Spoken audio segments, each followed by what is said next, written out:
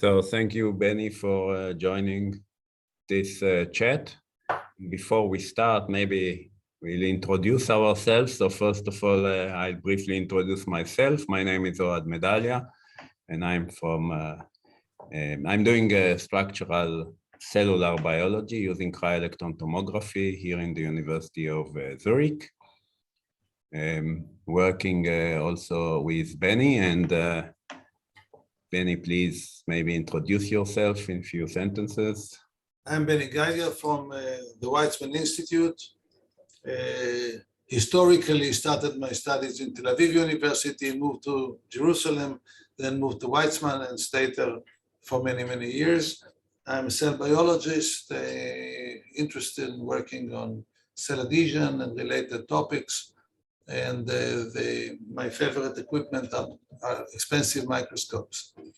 So that interest in structure brought Ohad and I together already for a long time, and it's very enjoyable, and I'm sure that we'll enjoy this interview equally well as we enjoyed our mutual work.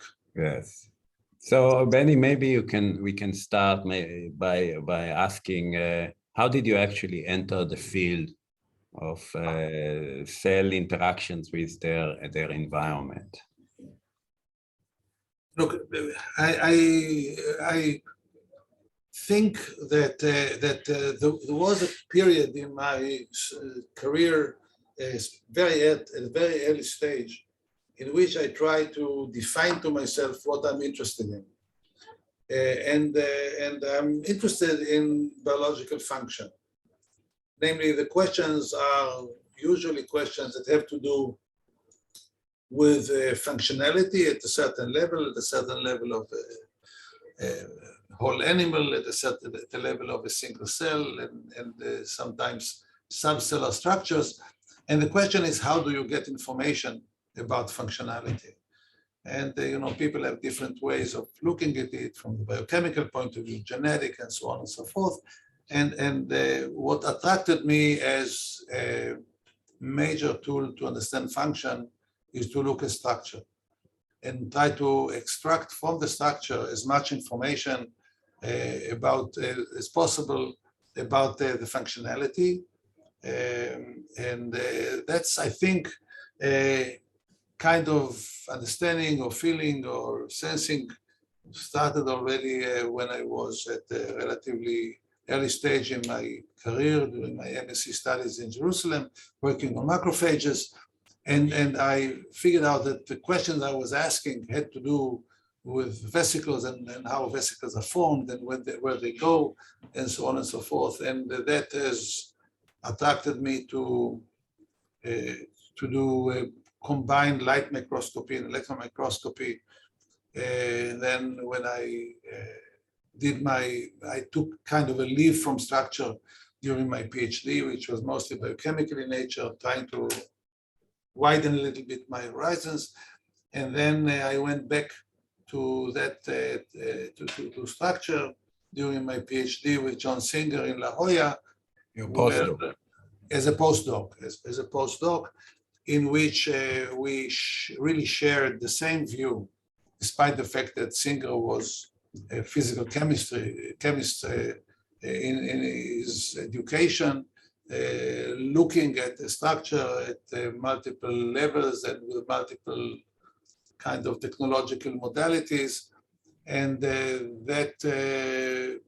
I felt very much at home with this kind of approach ever since, and trying to get as close as possible to the natural situations, namely look at native structures as much as I can, either movies or cryo-electron tomography. But why adhesion, or why interaction with the extracellular matrix? I mean, you could have done the same on many different processes that are also fascinating, right? That's true. But again, the focus on adhesion to some extent started by the matter of chance. I was, when I came and started to work with Singer as a postdoc, the project that was assigned was to look at the role of cytoskeletal elements in polarization of lymphocytes that are not really making fixed adhesions with the environment, at least not the same way epithelial or epithelial cells or fibroblasts are doing. And I was sort of following a kind of a track of looking at actin modulators that may be involved in such a process. That was in the very early years of the mid-70s of cytoskeletal research, or just identifying actin within cells was carried out around that time.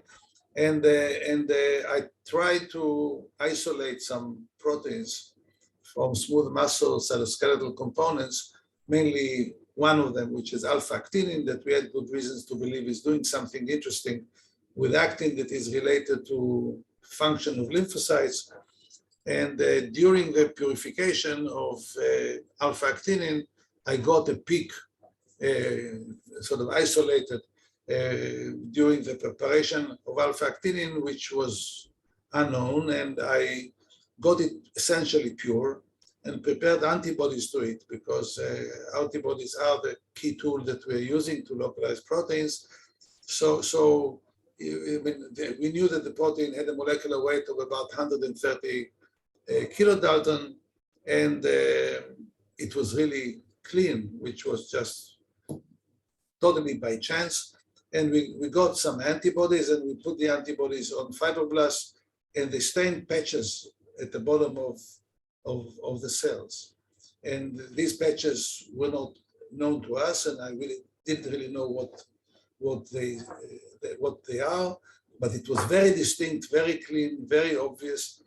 And reading a little bit the literature that existed around that time, I realized that we are looking at a structure that was called by some adhesion people, focal adhesions or focal contacts.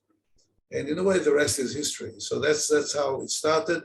I forgot all about the alpha-actinin. I left the lymphocyte work, and we started to look at these molecules as kind of major central components of matrix adhesions. And then that was basically the beginning. So when you show that essentially now we know that the protein you are referring to is vinculin. So obviously vinculin was not known to be part of this adhesion at that time, but what was known on the adhesion? So actually, who really found this focal contact first before you started? There was the whole culture of looking at adhesions was not trivial, because that started in the what you can call the pre-molecular stage of cell biology, in which not too many proteins were known, and definitely not proteins that are associated with cell adhesion, cell or cell matrix adhesions. And the way of identifying adhesions to the matrix, fibronectin matrix, for example, was by interference reflection microscopy, which is an optical approach for looking at layers that are very closely connected. And since the cells are attaching to glass or plastic, one could do this interference reflection optic study, and that was done primarily in the lab of Michael Abercrombie in the UK, and a few people that worked with him, and it was developed further by other people. But what we saw were dark patches, and there was no molecule to fit in. And when we stand with the antibodies to this 130K protein that we named later vinculin, it fitted exactly into those regions. Obviously, the fact that when you do the interference reflection microscopy, you can run movies. And these people did run movies, which from the very beginning also introduced another element, which I found fascinating and important, which is not just to look at still images that are kind of snapshots of a cell at a given moment, but also to look at them in live cells, which shows you the dynamics of formation and decay of such adhesions, et cetera, which became a very common tool that we are using in the lab all along. Yeah. So that essentially was the first protein that was found to be at adhesion sites. And after that, what would you consider one of your surprising, maybe not necessarily the most important, but surprising findings that you made over the years? So there were a few, I think, moments of excitement. To some extent, I have to admit that the idea that we've sort of followed quite extensively over the years after this initial observation was that we are not looking at the structure that is composed of one protein. So it was important, we realized that I think over a period of about 10 years, there was a kind of a flow of information about additional molecules like tallinn and paxillin and zixin and so on and so forth, all associated with actin in one way or the other, but also a lot of enzymes, signaling enzymes. So I think, trying to look at a focal adhesion not as a structure composed of one specific component, vinculin, just because we like it and because we found it first. I think I sort of felt that we should have a certain level of humility and look at the structure as a network, a functional network of different proteins that work together, and that we are not assigning greater importance to one over the other, but we try to understand not how vinculin works as an individual molecule, but rather how it is operating in the framework of another or additional components and how it's being regulated, which partly was, inspiring our collaboration on such processes, interaction with tallinn, and so on and so forth. So I think one of the achievements was trying to look at this whole structure and functionality of adhesion sites as a network response, which is composed of structural components and signaling components that are co-localized in the same region and regulated. A second element, which I believe was important and to a large extent was developing from interactions that I had with good friend Sasha Bershatsky, was the development of a field of mechanobiology, which in a way started to a large extent from cytoskeletal structures and primarily from adhesion sites, where it turned out that counterintuitively, adhesions grow when you apply forces to them, forces that kind of try to detach them from the matrix. So this is kind of a response to mechanical stress, in which the adhesion is reinforcing itself by growing and becoming more tight. And the process of how this is working immediately required to work at the different levels of resolution, from the cellular resolution to the individual adhesion resolution to the molecular resolution, where conformational changes in the different molecules are kind of a response to the applied force. So these just examples that we saw, and then we had a lot of interesting things that happened with different cell types that we followed. But that's, I think. So I think we see adhesion site right behind you, right, in these big pictures that we see. This one. Yeah, yes.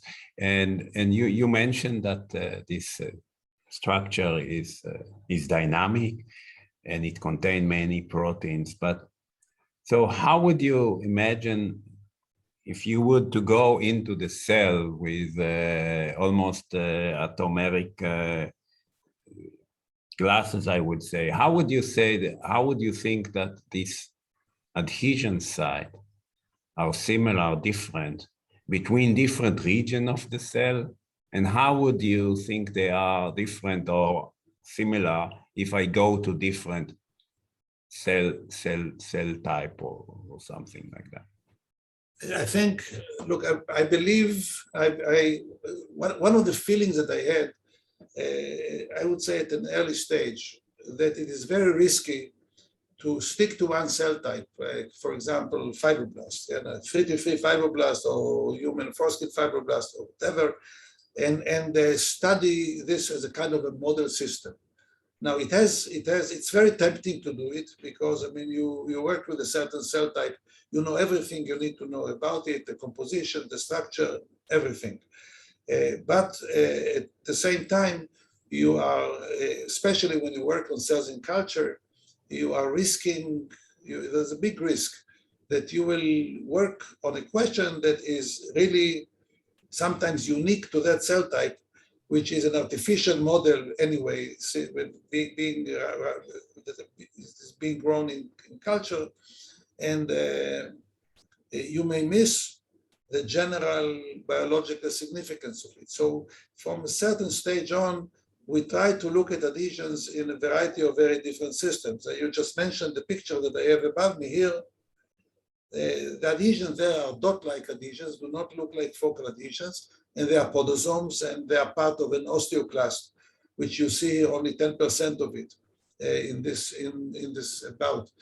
picture, and it shows vinculin and actin, and it's very, very different from the focal adhesions. The components are very similar, are about the same as what you find in a focal adhesion. They are organized differently.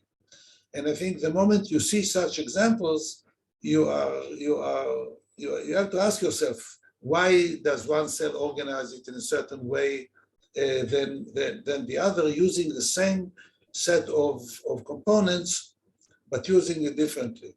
And in that particular case, I mean, the structure that you see here as a kind of running along the edge of a cell is part of a sealing zone of osteoclast that is defining the area that the osteoclast will activate for bone resorption, for example. So it's these are the same types of adhesions in molecular terms, similar adhesions, yet they serve for a different purpose. It's also adhesive, but at the same time, it is sealing an area that is going for resorption. I'm not going to turn now the screen to different parts of the room, but there are adhesions of the same family. Again, the same components which are serving for example, invasion of cancer cells into the extracellular matrix. Structures called invadopodia. Again, the same players, but doing something which is almost the opposite of a strong adhesion. They are destroying the matrix under the cell, and thereby they are changing its adhesive, reducing its adhesive interactions. So I think. But if it's always involved the same protein, and in the end, the structure depends on the proteins that are making them, which player determined the architecture of the adhesion site that you just refer, namely difference in podosome, difference in other cell types, and so. So I think, look, I think basically the toolkit for making an adhesion site is in this particular type of adhesions are the receptors, which are a family of integrins. There are quite a number of over 20 different heterodimeric integrin molecules, and we still have information about the role in adhesion formation on very small number out of this group. Namely, they can act as receptors that will respond differently to different matrices, and they respond to different matrices that very often have different physical properties. I mentioned mechanobiology. Cells are measuring the stiffness of surfaces to which they are bound, and respond respectively according to the properties, physical properties of the matrix. And they can also involve different integrins that may interact with different components within the 200 or so molecules known to be interacting or regulating focal adhesions. So to some extent, we need to go back to each of these systems and see where do they use the same principles and when they are modulated. For example, there are components that are present in Vedopodia in some podosomes in osteoclasts and macrophages, for example, and they are absent from focal adhesions, and they may be important for making protrusive activities rather than structures that are mostly adhesive and static in nature. So, you're opening a toolbox for household purposes, and you have screwdriver, and you have wrenches, and you have each one of them is planned precisely to do a certain job, to fit the screws and so on. And here we have certain components that can, by other components, they can change their functionality and behavior to be able to act. And they also have to be very flexible because they are changing dynamically. And I mentioned, you look at focal adhesions, they can change drastically from one moment to the other. Mm-hmm. Okay, since this series is focused on microscopy, maybe I would like to ask you, for this kind of research, what do you think would still need to be developed in terms of the microscopy to allow a better understanding of these biological processes? Look, I would say it would be very, very important to do cryo-electron tomography, dynamic cryo-electron tomography. That's the right answer. Thank you very much. Which is difficult because to get something dynamic at the cryo temperatures is still a challenge. But I think let me tell you an anecdote that came to my mind now while you were asking the question that I heard from John Singer. John Singer worked as a postdoc in the lab of Linus Pauling. And in very interesting period when it was discovered that sickle cell anemia is a genetic disease. Well, it was known that it's a genetic disease, but it was recognized that it is associated with a mutation, a certain mutation in hemoglobin. And he tried to demonstrate that, to work with a student on the project and then trying to figure out what is the difference that they found in hemoglobin that causes this kind of change. And they discovered it, and they found it, and they published it. And then he left the lab of Linus and tried to think what he should do with the rest of his life. And since he was in the hemoglobin field and erythrocyte and so on as well, he knew the cells pretty well and knew hemoglobin as a molecule very well. He was going a lot to hematological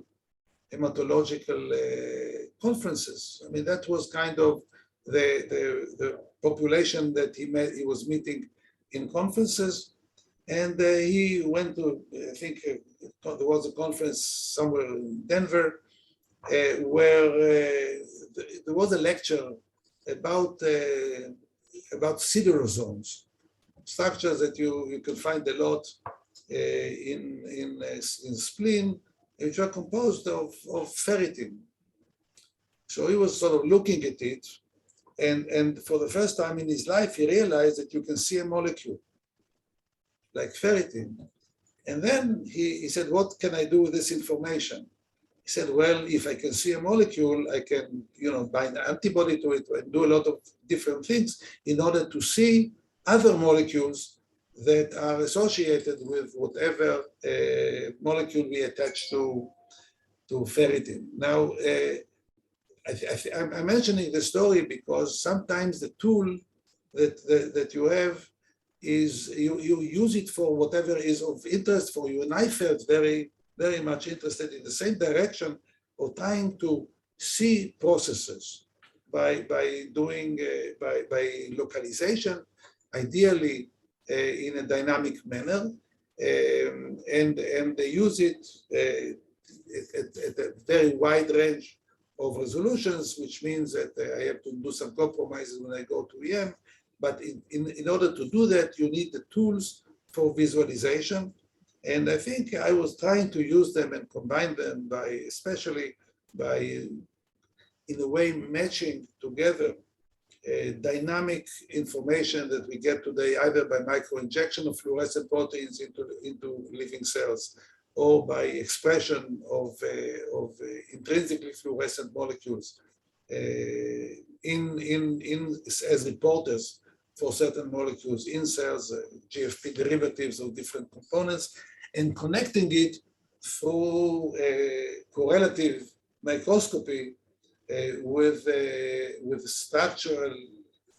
good structural reporters that enable us to see how these molecules fit at the molecular resolution level, fit into specific structures within cells. That's where also I think I was extremely attracted to the work that enabled you at the time to look into specific regions within cells, whether it would be a fibroblast or dictostelium, and so on and so forth, which was frozen at a certain moment, or could be visualized seconds earlier by light microscopy.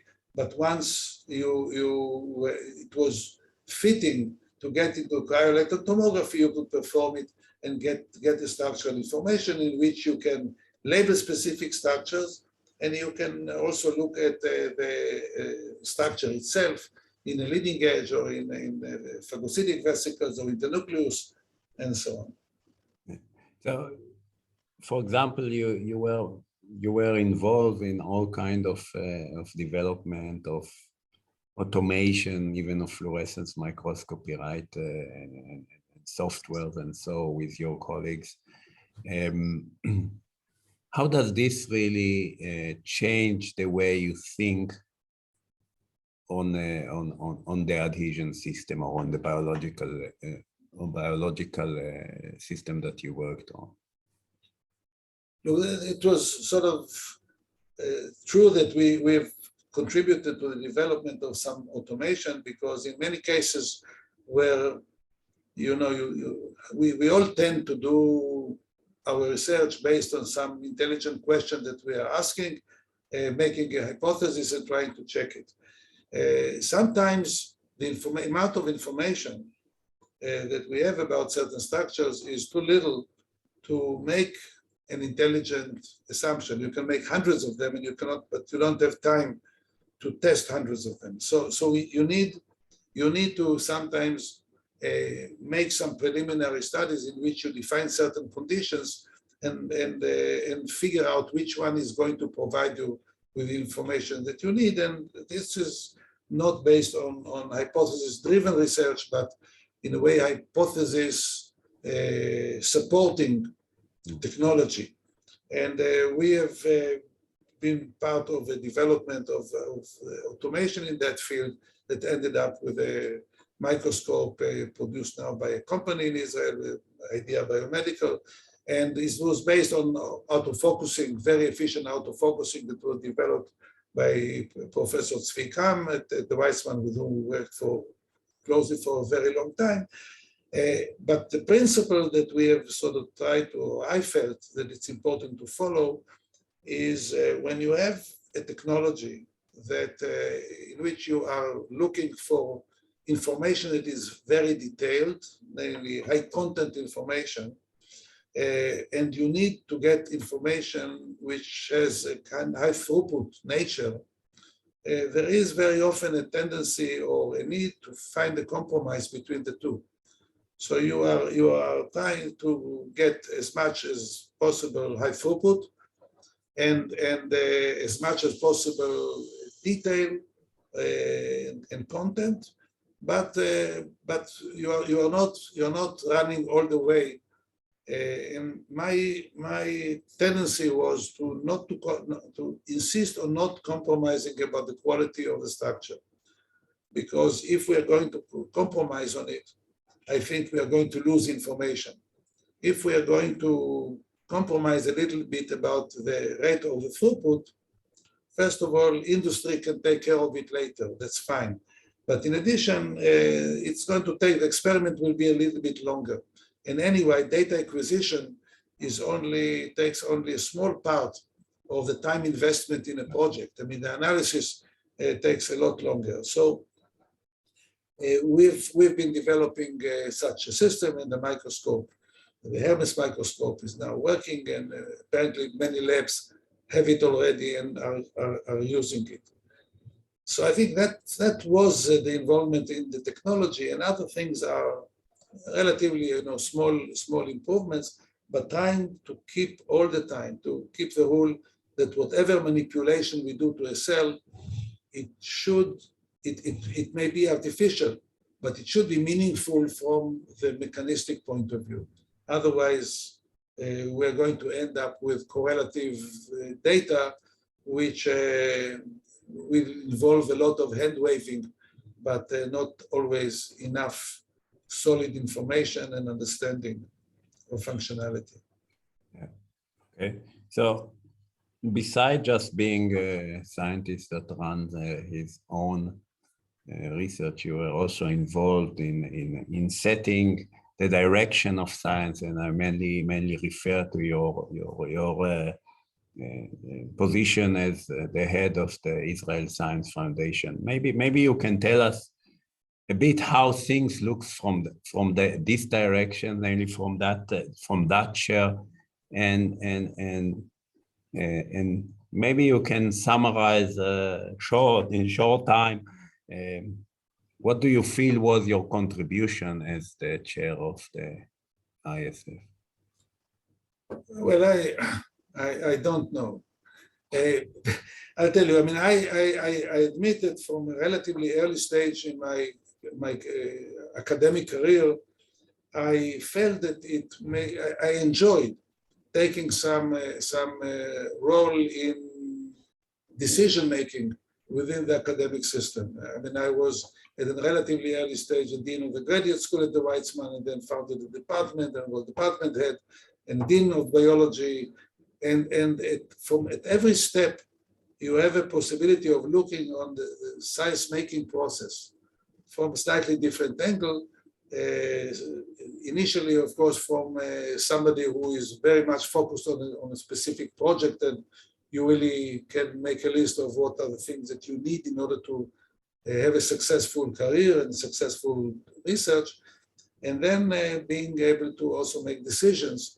And the decisions are I think, what I've sort of, I'm not sure that I can say that I learned it, but that I think was driving me to make sure that the emphasis is on promoting only one thing, which is excellence, not importance of the research, because I don't feel that I have any right to decide what's more important than the other, definitely. But then how do you judge excellence if you don't know if you cannot really decide on several aspects what is more important than that?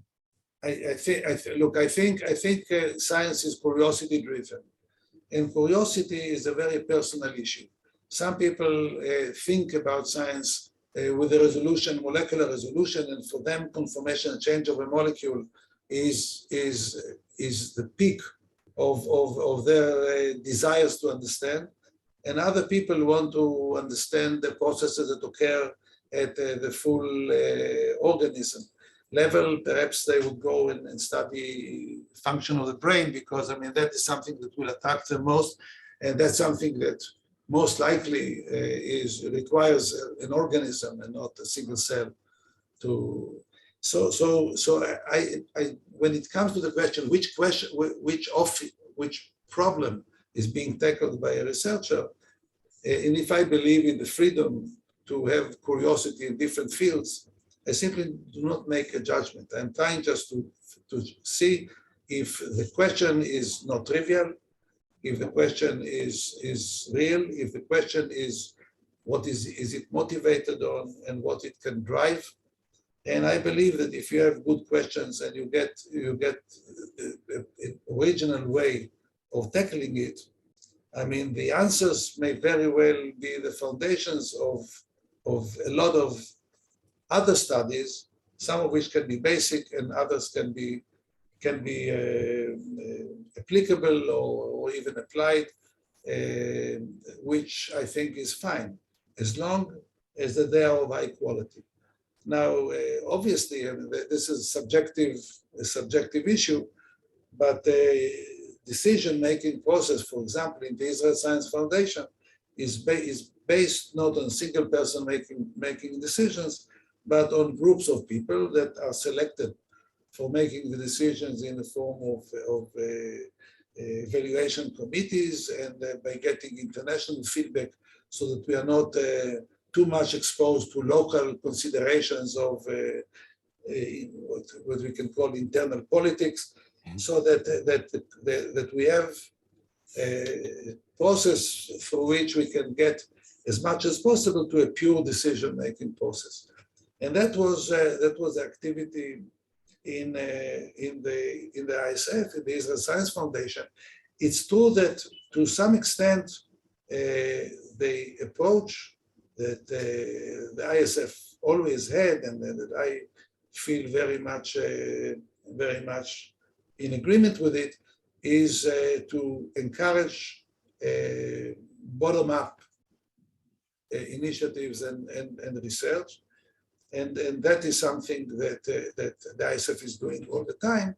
But at the same time, when it comes to the national level, sometimes if you get to the position that you can advise the government on specific projects that require strong, significant support, then you need also to come with top-down initiatives like decision about infrastructure development, and sometimes when some topics require much more expensive research, to allocate more funds to that one without hurting or reducing the support to other fields, like, for example, fields that are related to the humanities or to social sciences, which should not suffer because we have coronavirus, we have COVID-19 to battle, and we have to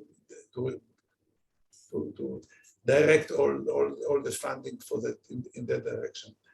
So I think these are the types of considerations that you have to do when you are addressing this level at a national level, and also in international forums. I mean, one of the pleasures I had was the inactivity for many years in the Eurobioimaging, which is an imaging organization, both medical and biological imaging, that is operating already for quite some time.